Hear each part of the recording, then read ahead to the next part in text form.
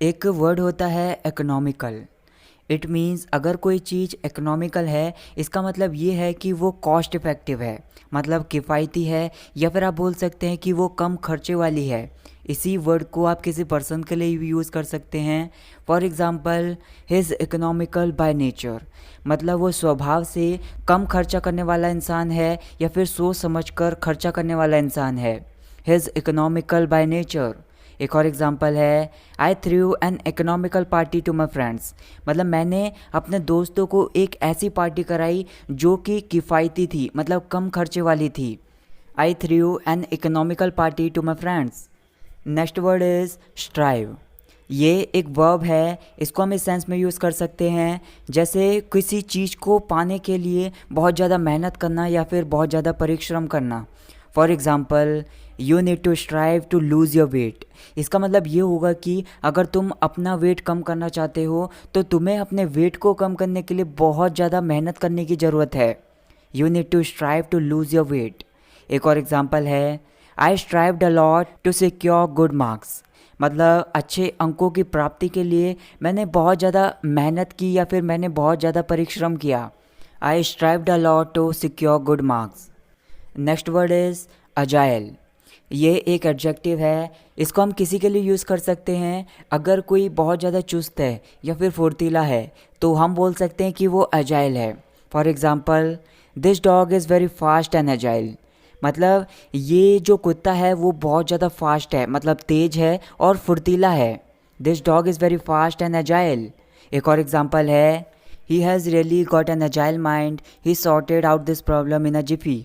इसका मतलब ये हुआ उसका सच में एक चुस्त दिमाग है, या फिर आप बोल सकते हैं उसका सच में एक फुर्तीला दिमाग है, उसने इस परेशानी को चुटकियों में सुलझा दिया। He has really got an agile mind, he sorted out this problem in a jiffy. और नेक्स्ट वर्ड इज़ डिजेक्टेड, मतलब कोई पर्सन दुखी है या फिर उदास है या फिर मुरझाया हुआ है तो हम बोल सकते हैं कि वो डिजेक्टेड है। For example, I was dejected when I didn't get good response on my video. इसका मतलब ये हुआ जब मुझे अपनी वीडियो पर अच्छा रिस्पॉन्स नहीं मिला तो मैं उदास हो गया था। I was dejected when I didn't get good response on my video. एक और एग्ज़ाम्पल है, he is in a very dejected state of mind. इसका मतलब ये होगा कि उसकी जो मेंटल स्टेट है, मतलब उसका जो मूड है, वो बहुत ज़्यादा उदास है या फिर बहुत ज़्यादा दुखी है। He is in very dejected state of mind. Next word है डिसिपेट। इसको हम इस सेंस में यूज़ कर सकते हैं जैसे कोई चीज़ है वो धीरे धीरे ख़त्म हो जाती है या फिर धीरे धीरे गायब हो जाती है तो हम बोल सकते हैं कि वो डिसिपेट हो रही है।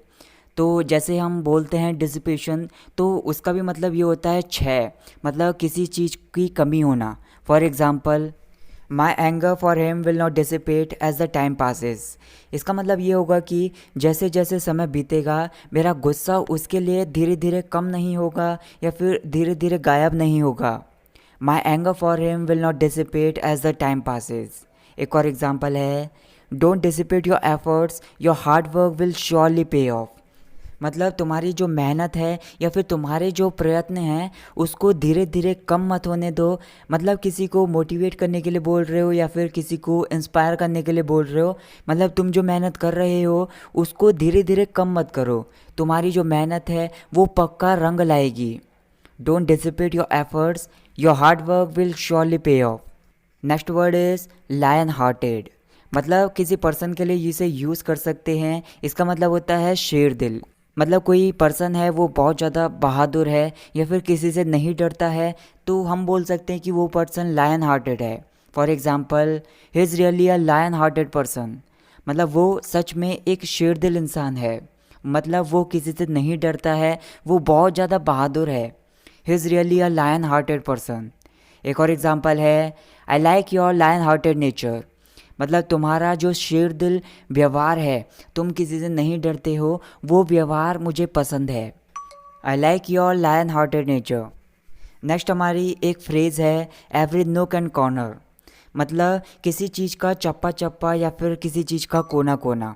इसको हम इस सेंस में यूज़ कर सकते हैं जैसे एग्जांपल है, I searched every nook and corner of market for this book, मतलब इस किताब के लिए मैंने बाज़ार का चप्पा चप्पा छान दिया या फिर कोना कोना छान दिया। I searched every nook and corner of market for this book. I could hardly get the key after searching every nook and corner of the room. मतलब कमरे का चप्पा चप्पा छानने के बाद बड़ी मुश्किल से मुझे चाबी मिल सकी. I could hardly get the key after searching every nook and corner of the room. Next word is replenish. मतलब किसी चीज़ को दोबारा भरना या फिर किसी चीज़ की दोबारा भराई करना. जैसे अगर मैं एग्जांपल के बारे में बात करूं, I am very tired, I need a cup of coffee to replenish. मतलब मैं बहुत ज़्यादा थका हुआ हूँ तो मुझे ताजगी दोबारा पाने के लिए एक कप कॉफ़ी की ज़रूरत है. I am very tired, I need a cup of coffee to replenish. One more example, does your glass replenishing. इस सेंटेंस को आप उस सेंस में बोल रहे हो, आपने किसी को कोल्ड ड्रिंक दी और उसने कोल्ड ड्रिंक पी ली, उसका गिलास खाली हो गया. तो अब आप उससे पूछ रहे हो कि क्या आपको कोल्ड ड्रिंक और चाहिए, तो इसलिए आप बोल रहे हो डज योर ग्लास रिप्लेनिशिंग. इसका भी मतलब यही होगा कि क्या आपका गिलास दोबारा भरा जाना चाहिए, या फिर सिंपली आप बोल सकते हैं कि क्या आपको दोबारा कोल्ड ड्रिंक चाहिए. Does your glass replenishing. Next word is penniless. मतलब कंगाल. मतलब किसी पर्सन के लिए इसे यूज़ कर सकते हैं जिसके पास कुछ भी रुपए ना हो.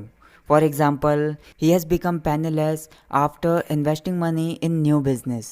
मतलब नए बिजनेस में पैसा लगाने के बाद वो कंगाल हो गया है. He has become penniless after investing money in new business. एक और एग्जाम्पल है, can you spend your life with a penniless person. मतलब क्या एक कंगाल इंसान के साथ तुम अपनी ज़िंदगी गुजार सकते हो. Can you spend your life with a penniless person. Next word है एमुलेट. मतलब किसी दूसरे की तरह काम करना या फिर किसी दूसरे की तरह काम करने की कोशिश करना या फिर उसका अनुसरण करना. For example, I want to emulate my dad. मतलब मैं अपने डैड का अनुसरण करना चाहता हूँ क्योंकि मुझे उनका बिहेवियर अच्छा लगता है या फिर मुझे उनका बिहेवियर पसंद है. I want to emulate my dad. One more example, that company is trying to emulate other success. इसका मतलब ये होगा कि जैसा दूसरी कंपनी ने सफलता पाई है वैसा ही काम करके वो कंपनी सफलता पाना चाहती है, तो वो दूसरी कंपनियों की सफलता का अनुसरण करने की कोशिश कर रही है. That company is trying to emulate other success. Next word is procrastinate. इसका मतलब ये होगा कि किसी चीज़ में टाल मटोल करना या फिर किसी चीज़ में विलंब करना. जैसे अगर मैं एग्जांपल के बारे में बात करूं, stop procrastinating for marrying, you will not get such girl again. मतलब शादी करने में टाल मटोल करना बंद करो, तुम्हें वैसी लड़की दोबारा नहीं मिलेगी. Stop procrastinating for marrying, you will not get such girl again. Next हमारी एक इडियम है, हार्ट स्किप्स द बीट, या फिर आप इसे ऐसे भी बोल सकते हैं, हार्ट मिसेस द बीट. इसको हम इस सेंस में यूज़ कर सकते हैं, अगर कोई पर्सन है वो अचानक से हैरान हो जाता है या फिर वो अचानक से उत्तेजित हो जाता है या फिर वो अचानक से बेचैन हो जाता है, तो हम बोल सकते हैं his heart missed the beat. इसका मतलब ये हुआ कि वो अचानक से हैरान हो गया या फिर अचानक से उत्तेजित हो गया. For example, when I heard he lost his life, my heart skipped the beat. इसका मतलब ये होगा कि जब मैंने सुना उसने अपनी जान गंवा दी तो मैं अचानक से हैरान हो गया. When I heard he lost his life, my heart skipped the beat. एक और एग्जाम्पल है, whenever she looks at me, my heart skips the beat. मतलब जब भी वो मुझे देखती है तो मैं अचानक से उत्तेजित हो जाता हूँ या फिर मैं अचानक से बेचैन हो जाता हूँ. Whenever she looks at me, my heart skips the beat. Next हमारी एक फ्रेज़ है, a heavy heart. इसका मतलब होता है बहुत ज़्यादा दुखी हो जाना या फिर बहुत ज़्यादा उदास हो जाना. For example, what song with you, you are listening heavy hearted songs these days. इसका मतलब ये हुआ तुम्हें क्या परेशानी है, तुम आजकल उदासी भरे गाने सुन रहे हो. What song with you, you are listening heavy hearted songs these days. One more example, he had a heavy heart when she said hard words to him. मतलब जब उस लड़की ने उसे कटु शब्द कहे तो वो बहुत ज़्यादा दुखी हो गया था या फिर वो बहुत ज़्यादा उदास हो गया था. He had a heavy heart when she said hard words to him. Next हमारी एक फ्रेजल वर्ब है, गो ऑन. मतलब कुछ करते समय किसी चीज़ को जारी रखना या फिर जैसा कर रहे हो वैसा करते रहना, बीच में ना छोड़ना, मतलब उसको जारी रखना. जैसे अगर मैं एग्जांपल के बारे में बात करूँ, go on, I am listening to you, मतलब आप किसी से बोल रहे हो कि जो भी तुम कह रहे हो उसे कहते रहो, मतलब उसे जारी रखो, मैं तुम्हें सुन रहा हूँ। Go on, I am listening to you. एक और एग्जांपल है, keep going on, result will surely be in your favour, मतलब किसी को इंस्पायर करते हुए आप बोल रहे हो कि जो कुछ भी तुम कर रहे हो उसे करते रहो, उसे जारी रखो, उसका जो रिज़ल्ट होगा, उसका जो परिणाम होगा वो पक्का तुम्हारे पक्ष में ही होगा।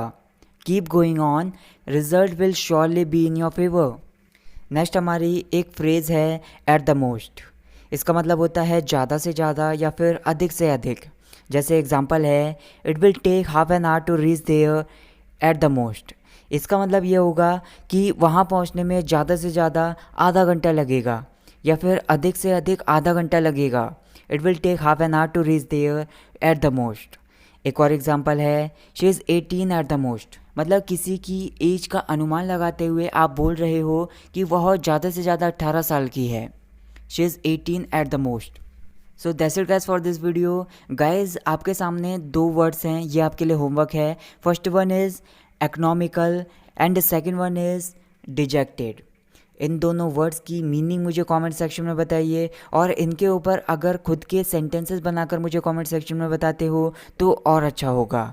और अगर वीडियो पसंद आई तो वीडियो को लाइक कीजिए, शेयर कीजिए। Thank you so much for watching this video. I will catch you in the next video. Take care.